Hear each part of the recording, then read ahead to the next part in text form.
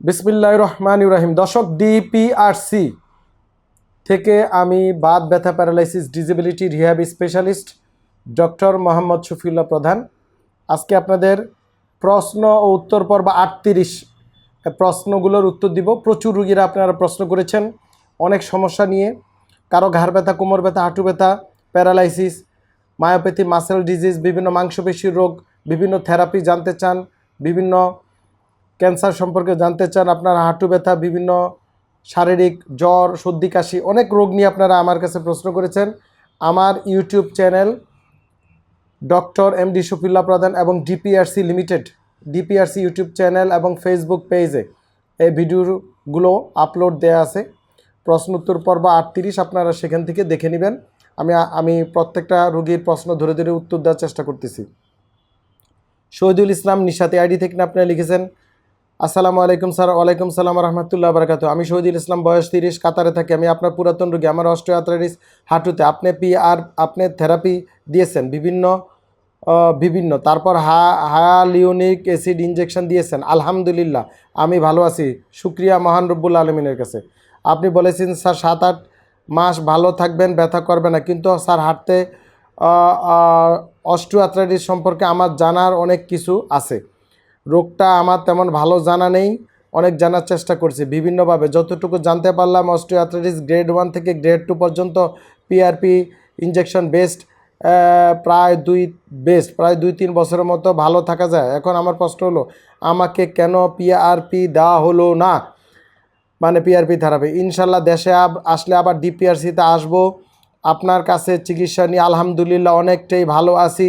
আশা করি আমার প্রশ্নের উত্তরটা দিবেন অবশ্যই।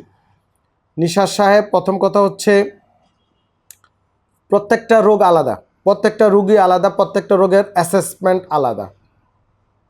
আমরা এখানে যেই ইনজেকশন বলেন, যাই করি, যে থেরাপি বলেন, ওষুধ বলেন, ইনজেকশন বলেন, ব্যায়াম বলেন, এটা যখন যেই রোগীর যে অবস্থা অনুযায়ী অ্যাপ্রোপ্রিয়েট আমরা সেটাই করি। এখানে আমাদের দিস ইজ আওয়ার পেশা, এটা আমাদের প্রফেশন, আন্ডারস্ট্যান্ড, এবং এই প্রফেশনের জবাব দিতে আল্লাহর কাছে করতে হবে। সো আপনার জন্য যেটা বেটার মনে হয়েছিল তখন আমরা সেটাই আমি করেছি। আর আপনি যেটা বলছেন গ্রেড 1 টু গ্রেড মেরেট ভুলে যান। যেভাবে ব্যায়াম দিয়েছি ব্যায়ামগুলো করবেন, নিয়মকানুন মাইনা চলবেন, ইনশাল্লাহ ভালো থাকবেন। এটা নিয়ে এত পড়ালেখার দরকার নেই, এত টেনশনের দরকার নেই। যেহেতু ডিপিআরসিতে আমাদের কাছে এসে আপনি উপকৃত হয়েছেন, আপনি ভিডিওটা শেয়ার করে দেন। যাদের হাঁটু ব্যথা, কোমর ব্যথা, ঘাড় ব্যথা ভিডিওটা দেখছেন, এইভাবে আমাদের প্রবাসীরা এখান থেকে চিকিৎসা নিয়ে ভালো হয়ে যায়। মোস্ট অফ দ্য প্রবাসী ভালো হয়ে যায়। এবং সময় নিয়ে আসতে হবে ডিপিআরসিতে। সময় নিয়ে যারা আসছে, সময় নিয়ে চিকিৎসা করছে, একবার না হলে 2বার 3বারের চিকিৎসা করছে, ইনশাল্লাহ প্রত্যেকটা রুগীর রেজাল্ট আসছে।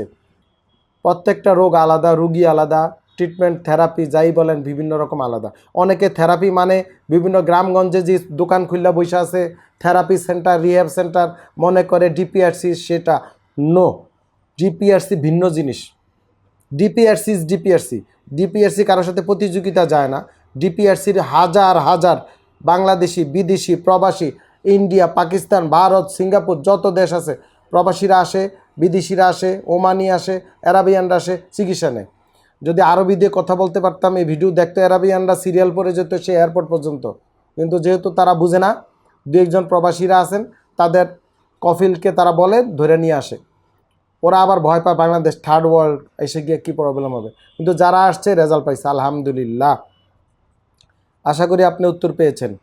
সোহেল মাহমুদ শান্ত, আপনি লিখছেন, আসসালামু আলাইকুম। ওয়ালাইকুম সালাম রহমতুল্লাহ বারকাতু। বয়স 25, আমি 6 মাস যাবৎ কোমরে ব্যথা কষ্টে আছি। কোমরে মাঝখান থেকে ব্যথা শুরু হয়ে বাম পাশে চলে যায়। কোনো একটা হাসপাতালের নাম বলবো না, সাভারে, সেখানে কোন একজন ডাক্তারের নাম লেখছেন, বলবো না। সেখানে এক্সরে করেছেন, বাতের টেস্ট করেছেন, নর্মাল বলেছে ডাক্তার সাহেব। এমআরআই করেছেন, নর্মাল। ডক্টর বলেছে নার্ভে চাপ আছে। 3 মাস ওষুধ খেয়েছি, ওষুধ খেয়ে ব্যথা কিছু কমে, আবার ব্যথা হয়ে যায়। গোড়ালি ব্যথা, হাঁটতে পারি না, অনেক দিন হয়েছে, উঠা বসা কষ্ট হয়।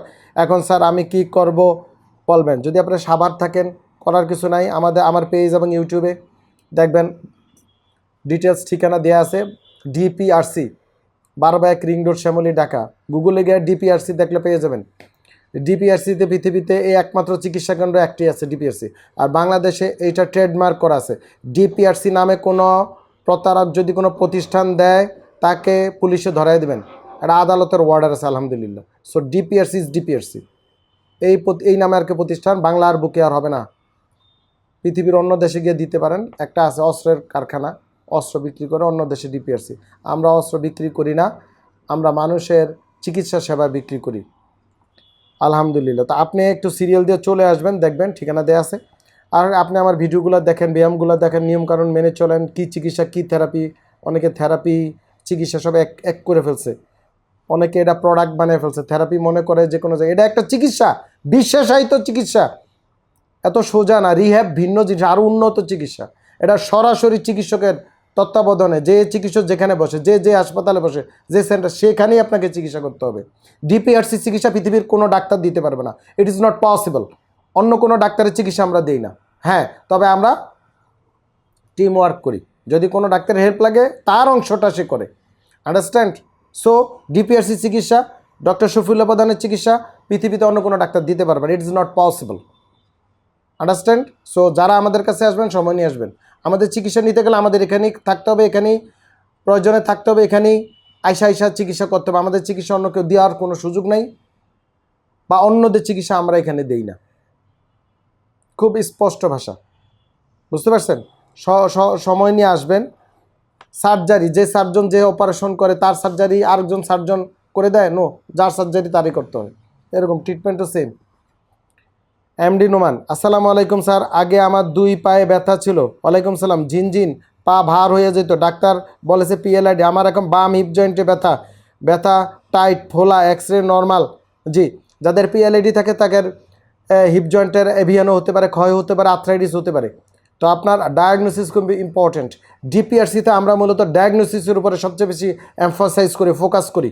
ডায়াগনোসিস, একজন চিকিৎসক সে যেই লাইনের চিকিৎসকই হোক, অ্যালোপ্যাথি হোক, হোমিওপ্যাথি হোক, আয়ুর্বেদি হোক, ফিজিশিয়ান হোক, স্পেশালিস্ট হোক, ডেন্টাল হোক, যেই হোক, তাকে তার রোগীর রোগ নির্ণয় আগে করতে হবে। This is the important. Diagnosis, then intervention team ওয়ার্কের মাধ্যমে করতে হয়। Intervention, understand? So DPRC team ওয়ার্কের মাধ্যমে ইন্টারভেনশন করি। আমাদের আরও স্পেশালিস্ট আছে এখানে, সবাই মিলে আমরা কাজটা করি। হানিফ সরকার, রাজু, আপনি লিখছেন, আসসালামু আলাইকুম স্যার, আমার এমআরআই রিপোর্টটা দেখবেন তো স্যার? আপনার এমআরআই রিপোর্ট রাজু সাহেবের? জি, আপনার এমআরআই রিপোর্ট হানিফ সরকার এই নামে লেখছেন। ABN, বাইলেটারাল হিপ জয়েন্ট ক্ষয় হয়েছে বা নষ্ট হয়েছে, যে কোনো কারণেই হোক। বয়স কত? 28 বছর। 28 বছরে ক্ষয় অনেক কারণে হয়। বিভিন্ন আর্থ্রাইটিস, ওজন বাড়ানোর ওষুধ খেলে, আঘাত পেলে, পড়ে গেলে, বিড়ি, সিগারেট, তামাক, ইয়াবা, প্যাথেডিন, মরফিন, যত নেশা দ্রব্য, অনেকে lots of cause after COVID infection and COVID পরবর্তী এই জাতীয় কমপ্লিকেশনগুলো অ্যারাইজ করতেছে। সো এটা সরাসরি ডায়াগনোসিস করতে হবে। কেন ক্ষয় হলো, ক্ষয় হয়েছে এটা বুঝতে পারছি, কিন্তু ক্ষয় হলো কেন এটা সোজা সকল কাগজপত্র সহ সিরিয়াল দিয়ে সোজা চলে আসবেন ডিপিআরসিতে। আরেকটা কথা বলি, ডিপিআরসিতে দয়া করে সময় নিয়ে আসবেন প্লিজ। এসেও আমরা তাড়াহুড়া করতে পারবো না, এটা আমাদের পেশা। আমরা রুগীদের সময় নিয়ে দেখি। আমরা মানুষ, সময় ছাড়া এখানে আসবেন না কেউ। যেদিন আসবেন সারাদিন সময় নিয়ে আসবেন। বিদেশ থেকে যখন আসবেন 1.5-2 মাস সময় নিয়ে আমাদের কাছে আসবেন। আদারওয়াইজ আপনাদের চিকিৎসা আমরা দিতে রাজি না। শয়তানের কাজ হচ্ছে অস্থিরতা তৈরি করা। আমরা শয়তানের কাজকে প্রচারিত করতে পারবো না। আমরা ধৈর্য সহকারে চিকিৎসা দেওয়ার চেষ্টা করব। বুঝতে পারছি? সো ধৈর্য আপনাকে হইতে হবে, ধৈর্য নিয়ে আসতে হবে। আমরা তাহলে ধৈর্যশীল হতে পারবো। আপনার অধৈর্যশীল দেওয়া চিকিৎসা হয় না। ডিপিআরসিতে মেসেজ খুব ক্লিয়ার, ধৈর্য সহকারে সময় নিয়ে আসবেন। আমাদের এখানে খাওয়া দাওয়া সকল ব্যবস্থা আছে। দরকার আপনার কষ্ট হলে আমরা রুম দিয়ে দিব থাকার, তবুও অস্থির করা যাবে না। গাড়ি নিয়ে আসবেন, গাড়ি বসায় রাখছেন, এসব প্যারেশানি করে এখানে আসবেন না। গাড়ি নিয়ে আসবেন, এসে ছেড়ে দিবেন। লাগলে আমরা গাড়ি ভাড়া করে দিব। গাড়ির অভাব নেই বাংলাদেশে। আমাদেরও লোকজন আছে, গাড়ি লাগলে আমরা ভাড়া করে কম খরচও করাই দিব। আমি বুঝাইতে পারছি? এটা নিয়ে অস্থির হওয়ার কিছু নাই। শ্যামলী আশেপাশে হোটেলও আছে।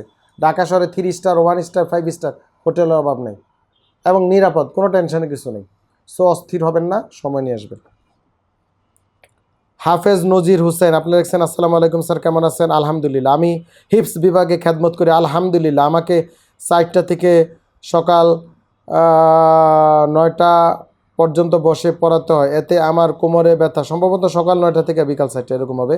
এতে আমার কোমরের ডান পাশে ব্যথা, এখন বাম পাশে আছে। হাঁটাহাঁটি করলে ব্যথা কম লাগে, আবার হাঁটুতে ব্যথা করে। আমার বয়স 27, ওজন 80। সম্ভবত আপনার হাইট লেখে না, সম্ভবত আপনার ওজন বেশি। প্রথম কথা হচ্ছে হাফেজ সাহেব, আপনি কোরআনের হাফেজ, এটা বিশাল আলো। সো আপনাকে শরীর সুস্থ রাখতে হবে। আপনারা হয়তো নিচে বসে বসে পড়েন, ওই জন্য এই রোগগুলো হয়। নিচে বসে না বসে চেয়ার টেবিলে বসার অভ্যাস করেন, ওখানে বসে পড়ালেখা করেন। ওজন কমাবেন, ওজন মনে হয় একটু বেশি আছে।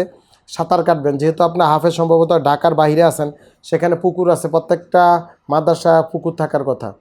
সেখানে 10-15 মিনিট সাঁতার কাটবেন, সাইকেল চালাবেন, ওজন কমাবেন এবং ওই চেয়ারে বসে পড়ালেখা করবেন, নিচে ফ্লোরিং করবেন না। তাহলে এই সমস্যাটা আশা করি চলে যাবে। তারপরে না গেলে তো ডিপিএসসি আসি আপনাদের সেবায় ইনশাআল্লাহ। তো হাফেজ যারা আছেন, স্পেশালি মাদ্রাসা কওমি অনেকে আছেন যারা ভিডিওটা দেখছেন, আমার কাছে প্রতিদিনই কোমর ব্যথা, মাংসপেশির ব্যথা, ইয়াং বাচ্চারা আসে। এটা মূলত বসার কারণে, পশ্চারার প্রবলেম। তো যদি আপনাদের চেয়ার টেবিলের ব্যবস্থা না হয়, বসেই থাকতে হয় নিচে, তাহলে বাচ্চাদেরকে একটু খেলার ব্যবস্থা করবেন, যেন খেলাধুলা করার সুযোগ দিবেন, সাঁতার কাটার সুযোগ দিবেন, দৌড়াদৌড়ির সুযোগ দিবেন। আর আস্তে আস্তে ধাপে ধাপে চেয়ার টেবিলের ব্যবস্থা করেন। আর্গোনমিক্যাল প্রবলেম হয়, যার কারণে মাজার পিএলআইডি হয়ে যায়, বাচ্চাগুলো আস্তে আস্তে ডিজেবল হয়ে পড়ে। ইভেন কি হুজুর যারা দায়িত্ব ওস্তাদ আছেন, তাদেরও এই সমস্যা দেখা দেয়। তো আপনি পৃথিবীতে কষ্ট করে হাফেজে লাভটা কী? ধরেন আপনার তো কোরআনের আয়াত সুন্দর মতো আসবে না, ব্যথা থাকলে কষ্ট হবে। শরীর সুস্থতা হচ্ছে ইম্পর্টেন্ট। আগে সুস্থ থাকবেন, নিয়ম মাফিক কাজ করবেন। টানা 1.5 ঘন্টা 1 ঘন্টার বেশি এক জায়গায় একই টাইমে বসবেন না। একটু উঠবেন আবার বসবেন, একটু হাঁটবেন আবার বসবেন, এই স্টাইলে চলবেন সবাই। ফ্লোরিং করে কোনো কাজ করা যাবে না। ফ্লোরিং নিষেধ, ফ্লোরিং নিষেধ। আর যদি করতেই হয় তাহলে বাচ্চাদেরকে খেলার প্রতি 2 ঘন্টা পর পর দৌড়াদৌড়ির ব্যবস্থা করতে হইব, সাঁতার কাটার ব্যবস্থা করতে হইব, সাইকেল চালানো শিখাইতে হইব, শরীর ফিট রাখতে হবে, ঘামাইতে হবে। তাহলে বাচ্চাগুলো ভালো থাকবে, আপনারাও নিজেরাও ভালো থাকবেন। এবং এলাকায় যে সিজনাল খেলা, ফুটবল, ক্রিকেট, দাঁড়িয়াবান্ধা, এই খেলাগুলো আবার চালু করতে হবে। পুকুরগুলা ভরাট করছেন, পুকুরগুলা ভরাট করলে আবার সুইমিং পুল বানান, আলাদা ছোট ছোট করে 10 ফিট 15 ফিট করে করে সুইমিং পুল বানায়া পরিষ্কার রাখেন। নিজের তত্ত্বাবধানে নিজেরটা করেন। এভাবে ম্যানেজ করতে হবে, ঠিক আছে? সুইমিং পুল পানি দিলে যদি ওখানে প্রস্রাব বা খারাপ কিছু না পড়ে, তাহলে তো ভালো থাকবে, টেনশনের কী আছে? এটা কিছু নিয়মকানুন আছে, শিক্ষা নেবেন, মেনটেন করবেন। আর যদি পুকুর খনন করতে আবার খনন করবেন, খাল খনন হলে আবার করবেন, পয় পরিষ্কার রাখবেন, নোংরা করবেন না, রাস্তাঘাটে যা নোংরা এটা সেটা ফালাবেন না, নির্দিষ্ট জায়গায় ময়লা করবেন, সবাই পরিষ্কার থাকবেন, হাসি খুশি থাকবেন, ক্লিন রাখবেন, নিজের আঙ্গিনা পরিষ্কার রাখবেন, নিজের ঘর, নিজের জায়গা, নিজের চেয়ার টেবিল পয় পরিষ্কার রাখবেন, কম্পিউটার পরিষ্কার রাখবেন। এতে আপনি ভালো থাকবেন। এখন আপনি নিজেই চারপাশে নোংরা করে রাখেন, তা আপনার জন্য রাষ্ট্র আর কী করবে? আপনি তো নিজেই নোংরা। রাষ্ট্র কয়টা জিনিস দেখবে? রাষ্ট্র তো মানুষ দিয়ে তৈরি, ঠিক না? তাহলে আমরা আমাদের প্রত্যেকটা জায়গায় ক্লিন রাখবো, নিজে যেখানে বসবো চারপাশ পরিষ্কার রাখবো, নিজে যেখানে ঘুমাবো টয়লেট পরিষ্কার রাখবো, চারপাশ আঙ্গিনা পরিষ্কার রাখবো এবং অন্যদেরকে পরিষ্কার রাখতে সহায়তা করব। রাস্তাঘাট দখল করিব না, ফুটপাত দখল করিব না, হাঁটার জায়গা ব্যবস্থা করিয়া দিব, বাচ্চাদের খেলার ব্যবস্থা করব, পুকুর ভরাট করব না, দিঘি ভরাট করব না। কেবল বিল্ডিং বানাইতেছে, বিল্ডিং বানাইতেছে, বিল্ডিং বানাইতেছে, বিল্ডিং বানাইতেছে। এত বিল্ডিং করে কী হইব? বিল্ডিং ধুইয়া যাবে না, আর মারামারি কিলাকিলি হইব। সবাই ভালো থাকবেন। আসসালামু আলাইকুম রহমতুল্লাহ বরকাত। ডিপিআরস লিমিটেড, আস্থা, বিশ্বাস ও নির্ভরতায় অবিচল।